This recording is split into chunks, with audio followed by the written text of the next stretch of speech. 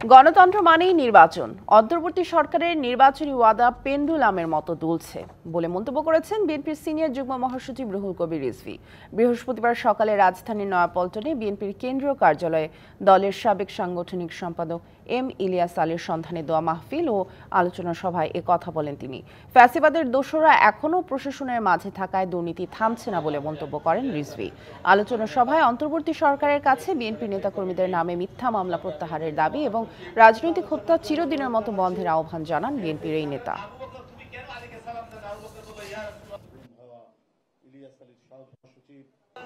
সংস্কার কেন ভোটাধিকার আর গণতন্ত্রের বিকল্প হবে, নির্বাচনের বিকল্প হবে?